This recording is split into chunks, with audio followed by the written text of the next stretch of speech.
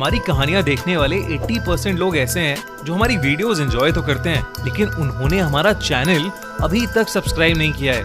अगर आप उन 80% लोगों में से हैं, तो बस आपको एक छोटा सा काम करना है। इस वीडियो के नीचे आपको एक सब्सक्राइब बटन दिख रहा होगा, बस उस सब्सक्राइब बटन को दबाना है। बस इतना सा काम करना है आपको, और लगे हाथों बेल आइकन भी प्रेस कर देना, ताकि हमारी लेटेस्ट वीडियो आते ही आपको सबसे पहले पता चले। एक बार जरूर पढ़े, एक बार एक राजा ने गांव में राम कथा करवाई और कहा कि सभी ब्राह्मणों को राम कथा के लिए आमंत्रित किया। राजा ने सबको राम कथा पढ़ने के लिए यथास्थान बिठा दिया। एक ब्राह्मण अंगूठा छाप था, उसको पढ़ना लिखना कुछ आता नहीं था। वो ब्राह्मण सबसे पीछे बैठ गया और सोचा कि जब पास वाला पन्ना पलटेगा तब मैं भी पलट दूंगा। काफी देर देखा कि पास बैठा व्यक्ति पन्ना नहीं पलट रहा है। उतने में राजा श्रद्धा पूर्वक सबको नमन करते चक्कर लगाते लगाते उस सज्जन के समीप आने लगे, तो उसने एक ही रट लगा दी कि अब राजा पूछेगा तो क्या कहूँगा, अब राजा पूछेगा तो क्या कहूँगा। उस सज्जन की ये बात सुनकर पास में बैठा व्यक्ति भी रट लगाने लग गया कि तेरी गति सो मेरी गति, तेरी गति सो मेरी गति। उतने में तीसरा व्यक्ति बोला, ये पोल कब तक चलेगी, ये पोल कब तक चलेगी। चौथा बोला, जब तक चलता है चलने दे, जब तक चलता है चलने दे।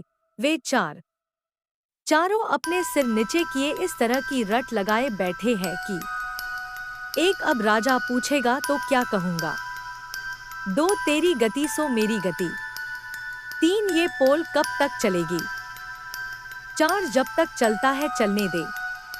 जब राजा ने उन चारों के स्वर सुने, राजा ने पूछा कि ये सब क्या गा रहे हैं, ऐसे प्रसंग तो रामायण में हमने पहले कभी नहीं सुना। उतने में एक महात्मा उठे और बोले, महाराज ये सब रामायण का ही प्रसंग बता रहे हैं। पहला व्यक्ति है, ये बहुत विद्वान है। ये बात सुमत ने अयोध्या कांड में कही।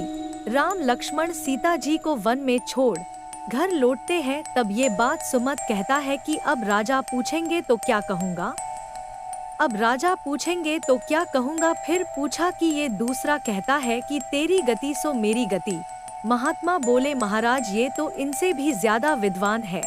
किष्किंधा कांड में जब हनुमान जी राम लक्ष्मण जी को अपने दोनों कंधे पर बिठाकर सुग्रीव के पास गए, तब ये बात राम जी ने कही थी कि सुग्रीव तेरी गति सो मेरी गति, तेरी पत्नी को बाली ने रख लिया और मेरी पत्नी का रावण ने हरण कर लिया। राजा ने आदर से फिर पूछा कि महात्मा जी ये तीसरा बोल रहा है कि ये पोल कब तक चलेगी, ये बात कभी किसी संत ने नहीं कही। बोले, महाराज ये तो और भी ज्ञानी है। लंका कांड में अंगद जी ने रावण की भरी सभा में अपना पैर जमाया, तब ये प्रसंग मेघनाथ ने अपने पिता रावण से किया कि पिताश्री ये पोल कब तक चलेगी। पहले एक वानर आया और वो हमारी लंका जला कर चला गया, और अब ये कहता है कि मेरे पैर को कोई यहाँ से हटा दे तो भगवान श्री राम बिना युद्ध किए वापस लौट जाएंगे। फिर राजा बोले कि ये चौथा बोल रहा है। वो बोले, महाराज ये इतना बड़ा विद्वान है कि कोई इनकी बराबरी कर ही नहीं सकता। ये मंदोदरी की बात कर रहे हैं। मंदोदरी ने कई बार रावण से कहा कि स्वामी आप जिद छोड़ सीता जी को आदर सहित राम जी को सौंप दीजिए, अन्यथा अनर्थ हो जाएगा। तब ये बात रावण ने मंदोदरी से कही कि जब तक चलता है चलने दे, मेरे तो दोनों हाथ में लड्डू है। अगर मैं राम के हाथों मारा गया तो मेरी मुक्ति हो जाएगी। इस अधम शरीर से भजन वजन तो कुछ होता नहीं, और मैं युद्ध जीत गया तो त्रिलोकी में भी मेरी जय जयकार हो जाएगी। राजा ने इन सब बातों से चकित रह गए। बोले कि आज हमें ऐसा अद्भुत प्रसंग सुनने को मिला कि आज तक हमने नहीं सुना। राजा इतने प्रसन्न हुए कि उस महात्मा से बोले कि आप कहे वो दान देने को राजी हूँ। उस महात्मा ने उन अनपढ़ अंगूठा छाप ब्राह्मण को अनेकों दान दक्षिणा दिलवा दी। यहाँ विशेष ध्यान दे, इन सब बातों का एक ही सार है कि कोई अज्ञानी, कोई नास्तिक, कोई कैसा भी क्यों न हो, रामायण, भागवत जैसे महान ग्रंथों को श्रद्धा पूर्वक छूने मात्र से ही सब संकटों से मुक्त हो जाते हैं।